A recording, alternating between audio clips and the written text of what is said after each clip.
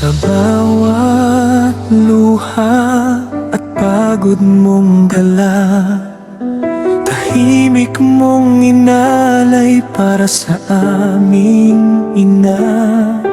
Sa bawat gabing puyat at pangamba, pagmamahal mo ang aming sandata. Kahit minsan di ko nasabi ang lahat ng pasasalamat sa'yo.